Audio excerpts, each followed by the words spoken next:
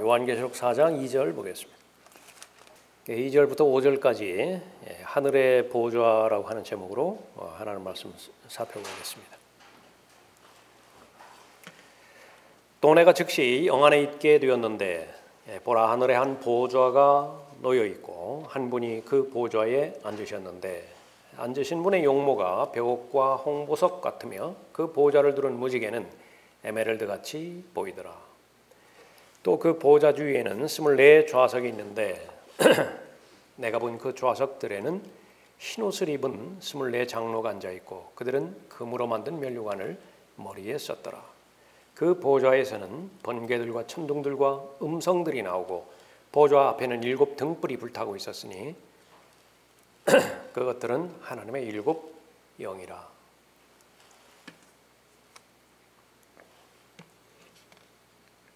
그러니까 6절도 봐야 되겠네요. 보좌 앞에는 수정과 같은 유리바다가 있고 그 보좌 가운데와 그 보좌 주위에는 앞뒤로 눈이 가득한 4 짐승이 있더라.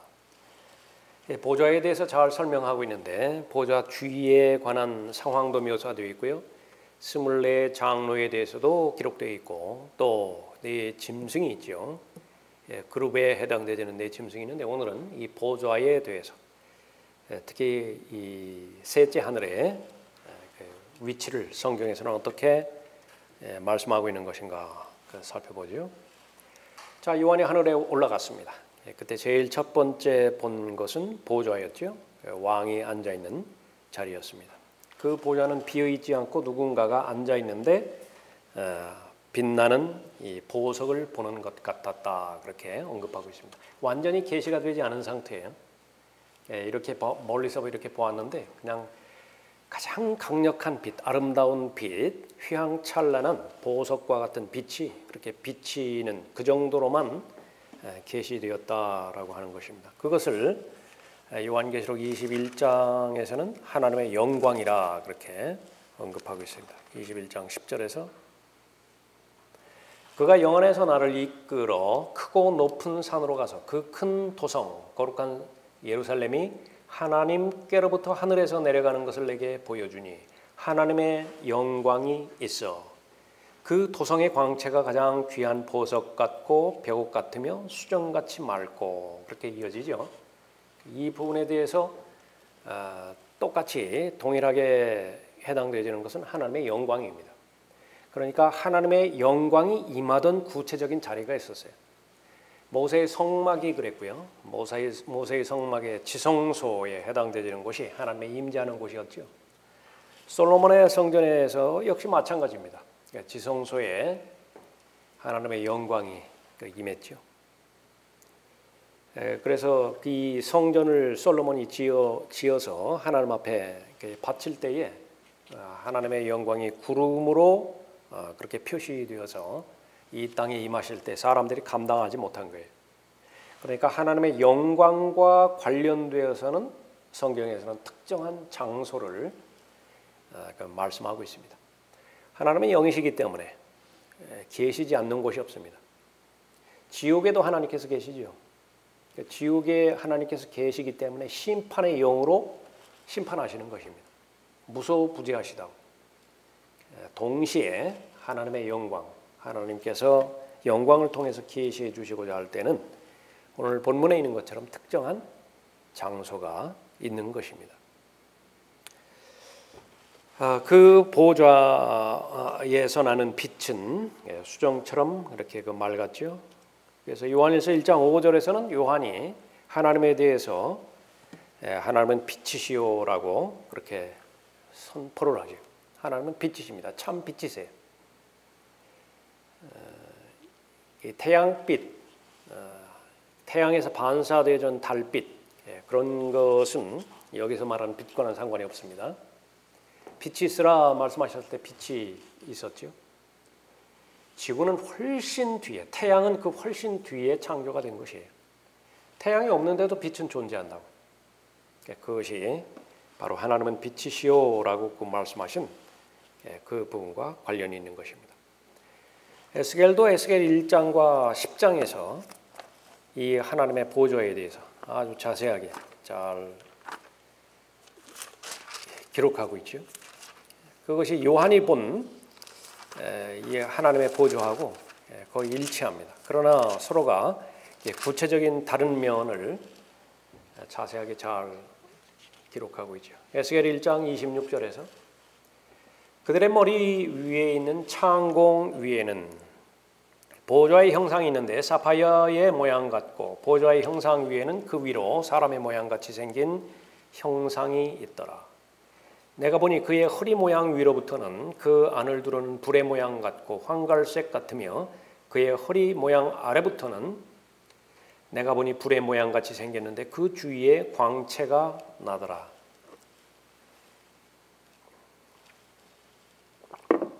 비 오는 날 구름 속에 있는 무지개의 모양처럼 그 주위의 광채의 모양도 그러하더라. 그것은 주의 영광과 같은 모양이더라. 내가 그것을 보았을 때 엎드렸으며 말씀하시는 한 분의 음성을 들었더라. 일단은 이제 무서운 모습이 있고요. 그 다음에는 이 보좌에는 무지개가 나옵니다. 요한계시록 4장 본문에서도 무지개가 나오죠. 그 다음에 주의 영광이라고 하는 말이 기록되어 있습니다. 이것은 주의 영광과 같은 모양이더라 언급하고 있습니다. 그래서 이 에스겔에서도 보좌에 앉으신 분이 누구인지는 구체적으로 계시되지 않지만은 묘사되지 않지만은 빛과 더불어서 눈부시게 빛나시는 분이다 그렇게 언급하고 있습니다. 또 하나는 그 보좌 주위에 무지개가 있죠. 이 무지개에 대해서 성경에서 언급한 그 부분은 노아와 관련돼서 창세기 9장 13절 이후에서 나오는 것입니다. 그 무지개가 상징하는 것은 하나님의 약속이에요. 다시는 물로 땅을 멸망하지 않겠다 그렇게 말씀하시죠. 그 근거가 되는 것은 창세기 8장 20절 이후에는 노아가 드린 제물이었습니다. 이 땅에 있는 무지개와 하늘에 있는 무지개가 있습니다. 그래서 땅에 있는 이 부분들은 하나님의 창조 또 하나님의 성품과 속성을 드러내는 그런 모양들이죠. 그래서 이 피조물들을 잘 관찰을 하면 그 안에 창조주 하나님의 속성이 있다라고 하는 것을 알 수 있는데 일반적으로도 그래요.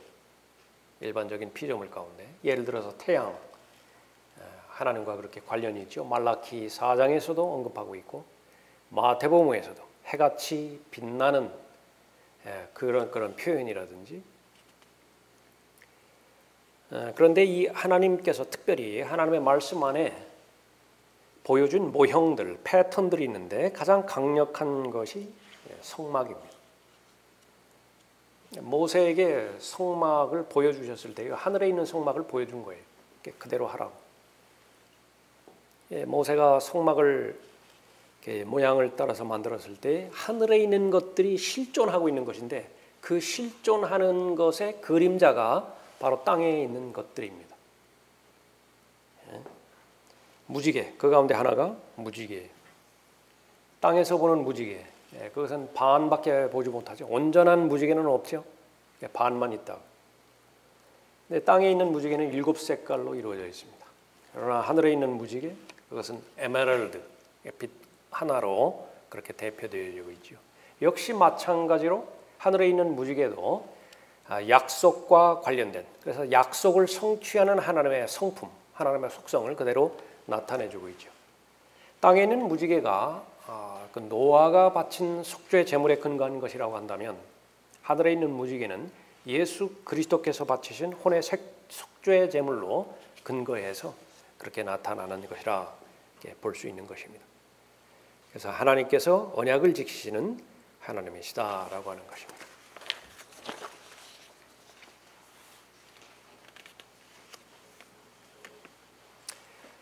창세기 6장에서는 물로 세상을 심판하셨죠. 그 다음으로는 이제 그 물로는 세상을 심판하지 않으실 것이라고 말씀하셨는데 멸망, 거기서는 말하는 그 심판은 멸망을 말하는 것입니다. 그러나 대환란을 거쳐서 심판은 반드시 이제 이루어져요. 바다라든지 산이라든지 계곡이라든지 땅과 관련돼서 하늘에 관련돼서 이제 여러 가지 천체적인 이변이 나타나죠. 그 하나님의 심판인데 그 심판을 땅이 통과는 하지만은 완전히 멸망되지는 않습니다. 그것이 바로 천년 왕국에 해당되지는 천년 동안의 날들이죠. 그 천년 동안의 날들이 마태복음 19장에 의하면 바로 땅이 거듭나는 것입니다. 땅이 중생하는 것이에요. 그래서 저주받았던 땅이 가시를 냈죠. 엉겅퀴를 냈죠. 땅이 변모가 되는 것입니다. 동물들도 저주를 받았죠. 로마서 8장에 의하면 모든 피조물들이 신음하면서 하나님의 아들들이 오기만을 기다리고 있는 것입니다. 예수 그리스도의 재림이죠. 예수 그리스도의 재림 바로 직전에 7년 대환란에 대한 심판이 있는 것인데 그 심판이 통과한 결과 온 땅은 푸르게 됩니다.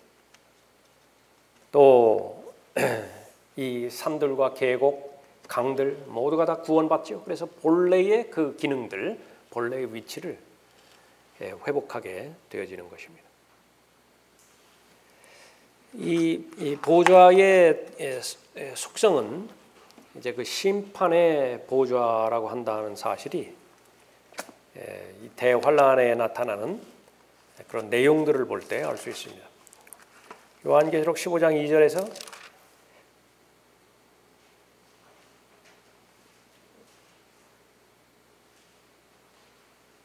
내가 보니 불로 뒤섞인 유리바다 같은 것이 있고 그 짐승과 그의 형상과 그의 표와 그의 이름의 숫자에 대하여 이긴 자들이 하나님의 하프들을 가지고 유리바다 위에 섰더라.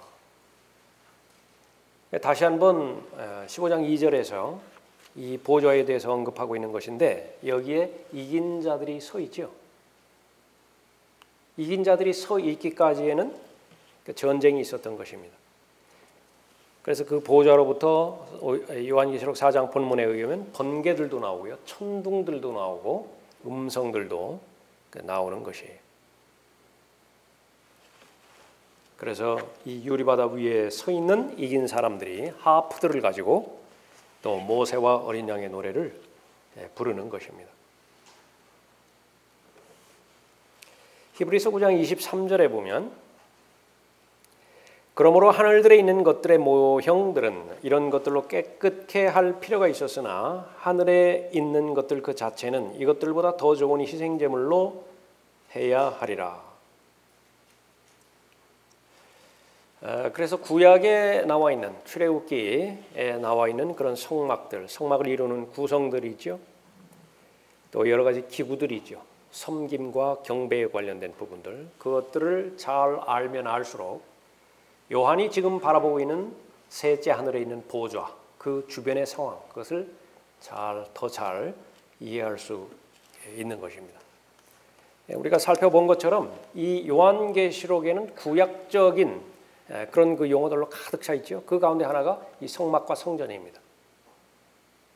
그래서 이 부분은 그 부분만 본다 하더라도 다시 구약적인 맥락으로 이 요한계시록 4장부터 19장까지는 다시 돌아온다라고 하는 사실을 우리가 잘 아는 것입니다. 몇 가지 살펴보죠. 1번부터 5번까지 있죠. 요한이 본 하늘에 있는 보좌는 언약궤의 자비석과 일치한다. 뜰을 지나서 성소를 지나서 지성소에 들어가면 거기 자비석이 있죠. 자비석 언약궤 위에 자비석이 있죠. 그 자비석과 일치가 된다. 네 짐승들이 있는데 자비석을 호위하는 그룹들과 일치한다. 연결이 될 수 있습니다. 그래서 자비석 위에는 서로 마주보는 그룹이 있죠. 세 번째, 24 장로들. 성막에서는 제사장 직책을 맡은 많은 제사장들이 있었죠. 섬기는 자들입니다. 이 요한계시록 4장에 나오는 장로들이 누구인 것이냐 분명하게 알 수는 없어요. 다만 추측할 뿐인데 어쨌든 그 사람이 누구였든지 간에 하나님을 섬기는 존재임에는 틀림이 없습니다. 그래서 성막에서 그렇게 섬겼던 제사장과 일치하는 것이. 네 번째, 보좌 앞에 있는 7 등불이 있죠. 이것은 영들입니다. 성소 안에 차려진 빵이 있고 그 다음에 7 가지로 된 금촛대가 있죠. 그 7가지로 된 금촛대에 해당되는 것이 바로 1급 등불 그렇게 볼 수 있고요. 유리바다가 나옵니다.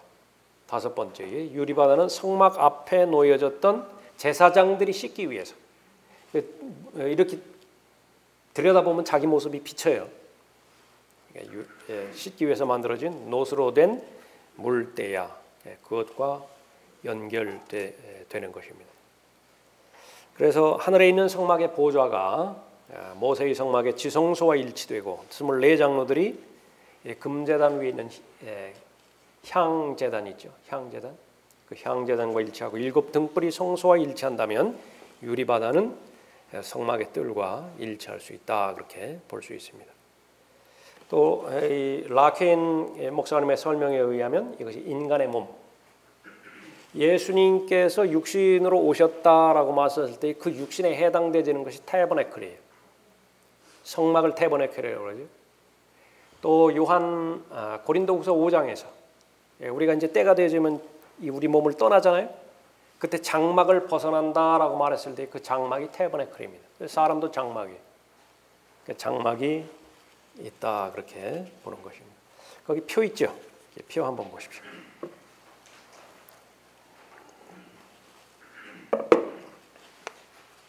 세 가지 장막이라고 하는 제목인데 맨 왼쪽에 있는 것은 요한계시록 4장에 나와 있는 하늘에 있는 이 성막을 말하는 것이고요. 두 번째 있는 성막은 지상의 장막입니다. 거기 제일 먼저 들어가는 데가 뜰이죠. 뜰 앞에 놋제단이 있죠. 놋제단이 하는 것은 태우는 일입니다. 재물을 태우는 것이죠. 그래서 지금 여기 뜰부터 시작해서 이 놋제단에 해당되는 것이 새 하늘과 새 땅, 새 예루살렘, 그 영원에 있게 되어지는 불못입니다. 불못. 지옥을 말하는 것이에요. 그 다음에 물대야가 있죠.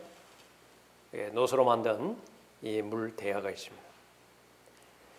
그 다음에 이제 이 들어가는 곳이 성소가 있고요. 성소 안에는 차려놓은 빵을 놓은 상이 있고 그 맞은편에 7가지로 된 금촛대가 있습니다. 그리고 지성소 바로 앞에 금제단이 있는데 그 위에 향단이 있죠. 금제단은 고정된 거예요. 향단은요, 향제단 이동 가능한 거예요. 대제사장이 1년에 한 번 지성소로 들어갈 때에 이 향제단을 가지고 지성소로 들어갈 수 있는 것입니다. 그 다음에 지성소로 들어가면 이제 어떻게 돼요? 거기에 언약궤가 있죠. 언약궤 위에 자비석이 있죠. 이 자비석은 빈 공간입니다. 하나님의 영광이 임하는 곳이에요. 서로 그룹이 마주보고 있죠. 이것이 이제 지상에서 장막인데, 모세는 모세가 기록한 이 장막, 성막, 이것이 얼마만큼 위대하고 깊은 뜻이 있는 것인지 구약시대 성도들은 알 방법이 없었겠죠. 히브리서 8장, 히브리서 9장 여기에 대해서 하늘의 성막에 대해서 계시하고 있었기 때문에 요한은 그 둘 사이를 비교해 볼 때 얼마나 가슴이 벅찼을까요? 마치 이 70년 포로로 끌려가기 전에 솔로몬의 성전을 봤던 세대가 있죠. 그 이후에도 돌아왔을 때에 수룹바벨이 세운 성전이 있는데 후의 성전은 너무나 초라한 거예요. 그 둘 사이를 비교해보고 사람들이 울기도 했는데, 그러나 그것과 비교가 되어질 수 없는 것이 이 땅에 있는 성막과 하늘에 있는 성막, 그 차이를 보는 것입니다. 조금 전에 살펴봤던 사람을 장막으로 그렇게 봤을 때에 사람도 바로 뜰에 해당되어지는 부분, 성소와 지성소에 해당되어지는 부분들이 각각 있음을 알 수 있습니다. 그래서 제일 바깥에 해당되어지는 것이 그렇게 몸이고요. 거기에 바디, 소마라고 되어 있죠.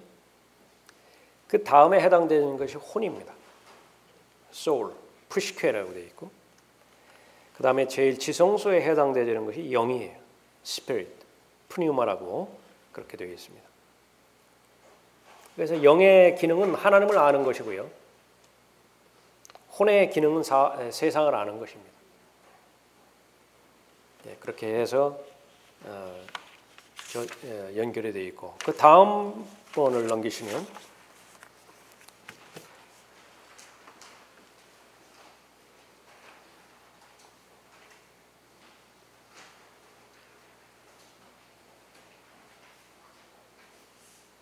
이것은 그 라크만 목사님이 이렇게 정리해 놓은 그런 부분입니다. 제일 왼쪽에 나와 있는 것은 우주고요. 그 다음에 있는 것은 모세의 성막이고, 세 번째 나와 있는 것은 예루살렘입니다. 그 다음 마지막에 나와 있는 것은 팔레스타인인데 희미하게 나왔죠. 나중에 한번 이 부분들을 다시 만들어서 공부하기로 하고, 오늘은 제일 왼쪽에 있는 겁니다. 우주가 어떻게 형성이 되어지는 것인가. 우주는 결론적으로 말하면 피라미드 형태로 되어 있습니다. 피라미드의 맨 꼭대기, 그것이 지금 요한계시록 4장에 나와 있는 셋째 하늘에 있는 하나님의 보좌예요. 처음에 이 하늘과 땅이 창조되었을 때에 그 보좌 바로 밑에 있었습니다. 땅이. 그러나 루시퍼의 반역으로 말미암아서 한없이 그 보좌로부터 떨어져 나왔어요. 그러면서 이 피라미드 전체는 물로 심판을 받았습니다. 물로 가득 찼어요. 그것이 베드로후서 3장에서 나오는 이전에 있던 세상은 물로 멸망했다라고 하는 부분입니다. 그때의 멸망은 노아의 홍수가 아니에요. 창세기 1장 2절에서 언급되는 우주 전체적인 심판입니다. 아담이 창조되기 이전이라고요. 아담이 창조되기 이전의 세상은 물로 심판을 받아서 멸망받은 거예요. 그러다가 하나님께서는 이 지구라고 하는 땅을 중심으로 해서 물을 사방으로 밀어냅니다. 공간이 형성이 되어지는데 그 공간을 창공이라고 말해요. 그래서 위에도 거대한 물층이 있고 아래에도 거대한 물층이 있어요. 이 물층의 그 규모는 거의 무한대에 가까울 정도로 가까운 부분입니다. 그것을 언급하고 있습니다. 자, 그것을 보고요. 제일 위에부터 보면 그 제일 위에 하나님의 보좌가 있죠. 네 짐승들이 있는데 그룹들입니다.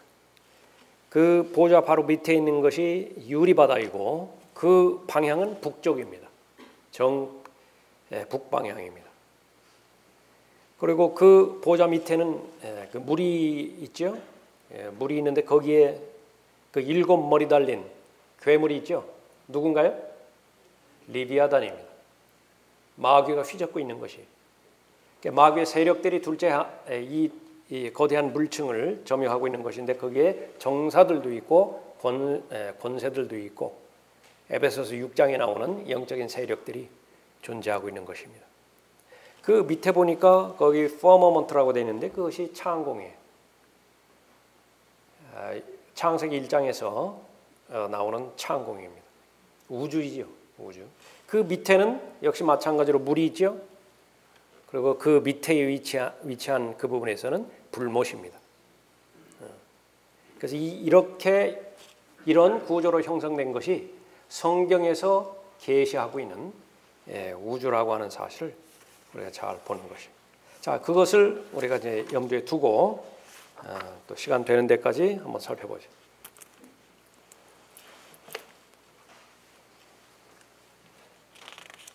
(4페이지) 보십시오. 4페이지.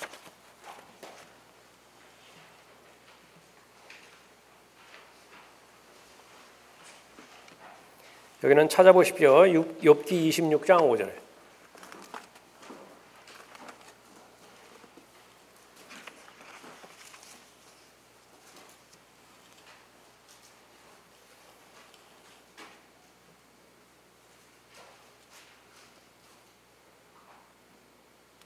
욥기 26장 5절에 죽은 것들은 물 아래서 형성되었고 그곳에 거주하는 자들도 그러하도다. 지옥도 그분 앞에는 벗겨지고 멸망도 가리움이 없느니라. 여기서 죽은 것들이 물 아래에 있다라고 했는데 지옥과 연관되어 있는 자들입니다. 여기에 거주하는 자들이 있는데 끝없이 깊은 구렁 속에 있는 괴물도 포함이 되어지는 것입니다. 그곳의 지도자는 아바돈이라고 해요. 요한계시록 9장에 나오는데 타락한 천사들, 지금 거하는 장소는 지옥의 감옥인데 타타로스라고 불리우는 지하 감옥에 있는 것입니다. 7절에 그는 북쪽을 빈 자리에 펼치시고 땅을 허공에 매 다시는도다. 예? 이사야에 보면 원형의 지구라고 말씀하시고요. 땅을 허공에 매 다시는도다라고 말했죠. 그러니까 이런 부분들은 가장 평이한 말로 기록되어 있지만은 과학보다 수천 년 앞선다라고 하는 사실을 성경을 통해서 아는 것이죠. 물 위에 있는 영역을 성경에서 욥기 26장에서 북쪽이라 그렇게 말하고요. 허공이라 empty place, 비어 있어요. 그곳에 매단다 그렇게 언급하고 있습니다. 그래서 이 북쪽은 나머지 구절들을 살펴봤을 때 쫙 펼쳐지는 거예요. 노을 마치 이렇게 두들겨 가지고 이렇게 평평하게 끝없이 펼쳐지는 것을 말하는 것입니다. 그래서 유리처럼 맑은 바다인데요, 마치 드라이 아이스처럼 그렇게 그 겉이 그 표면이 이루어져 있습니다. 그래서 이 북쪽 허공 위에는 단단한 것으로 덮여 있기 때문에 사람이 하나님의 보좌를 볼 수가 없습니다. 아무리 북쪽으로 우주선을 타고 올라간다 하더라도 한계에 도달하게 되지는데 바로 이 거대한 물층 그 표면 그것은 얼어 있습니다.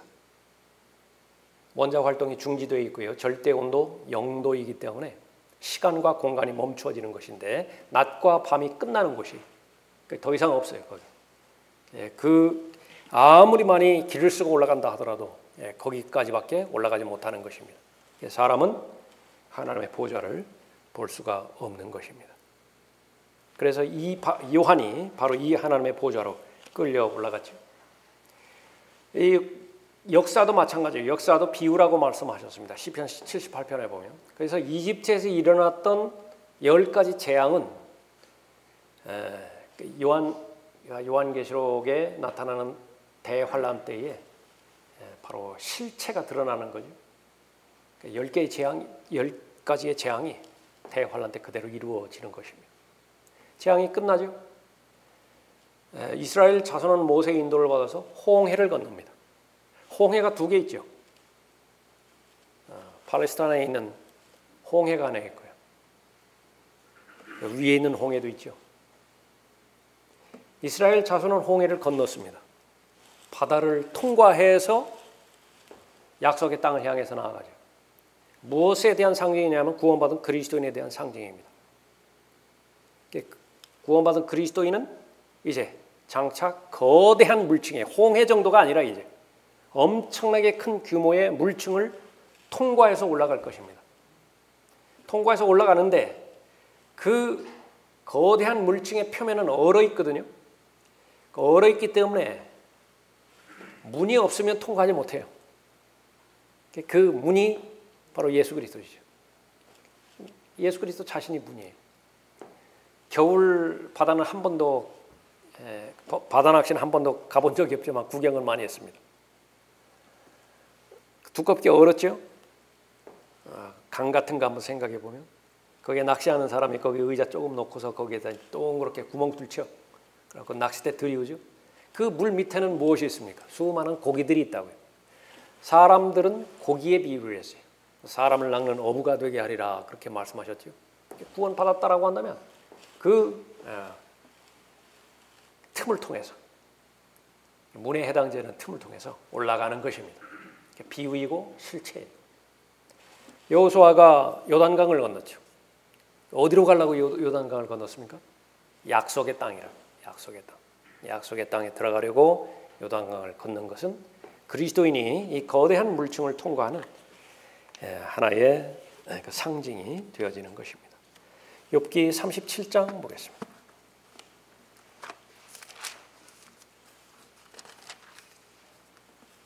9절에 거기는 기록되어 있네요.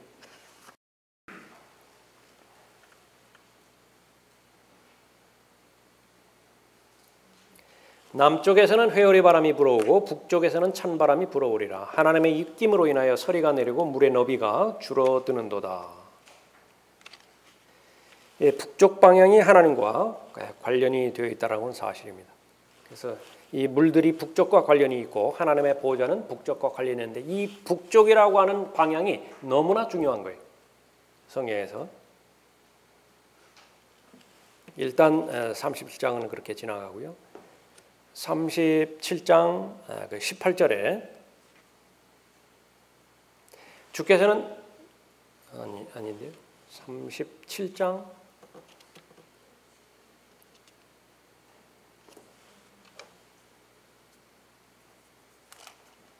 네, 지금 내가 시편을 찾고 있습니다.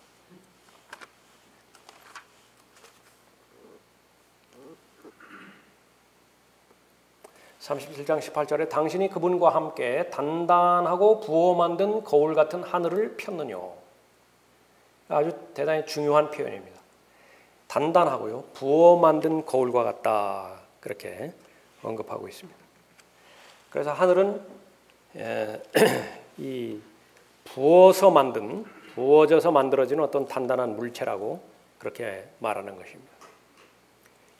이 노소로 만든 거울 같은 거 생각해 보면은요, 한쪽에는 이렇게 보여지죠. 그러나 뒤편에는 좀 희미하죠. 그런 그 부분을 떠올릴 수 있습니다. 그래서 얼어있는 수정 같거나 얼어있는 얼음과 같습니다. 또 욥기 37장 22절에 보면 아름다운 날씨가 북쪽에서 오나니 두려우신 위엄이 하나님께 있도다라고 언급하고 있습니다.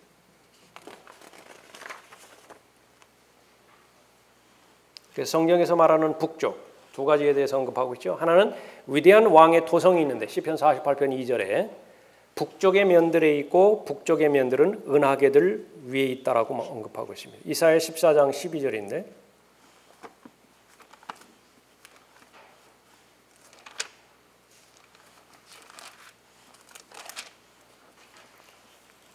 오 아침의 아들 루시퍼야, 내가 어찌 하늘에서 떨어졌느냐. 어디에서 떨어졌다고요? 하늘에서 떨어져. 지금부터 설명하는 것은 다 하늘의 상황입니다.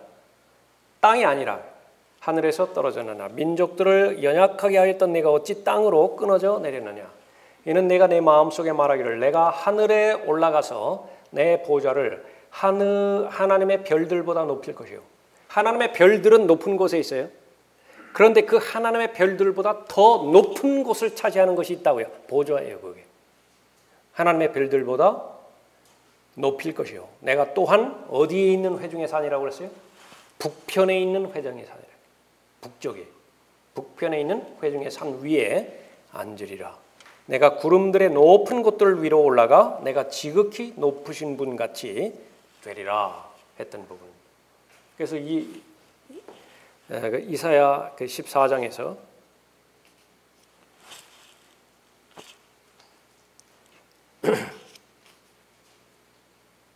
이사야 14장 12절에 보면 여기서 일어난 사건들은 은하계들 위에 있다 그렇게 언급하고 있는 것입니다. 그래서 북쪽에 있는 면들은 이 산으로 불리우는 피라미드 구조물과 관계가 있으며 유리 바다는 이 산의 정상에 있고 그것은 거룩한 산이라 불린다. 그 참고 구절들 나와 있죠. 시편 2편 6절, 24편 3절, 43편 3절. 그래서 결론은 이 산을 예루살렘과 혼동해서는 안 되는 것입니다. 거의 대부분의 사람들은 이 부분을 예루살렘이라고, 팔레스타인에 있는 예루살렘이라고 그렇게 보는 것인데 두 가지를 말하는 거예요. 시온산은 두 가지가 있다. 보좌도 두 가지가 있습니다. 다윗의 보좌가 있고 또 하나님의 보좌가 있는 것이죠. 자, 욥기 38장 30절 그 이후에 또 본문 몇 개가 남아 있는데 이 부분은 또 다음에 살펴보도록 하죠.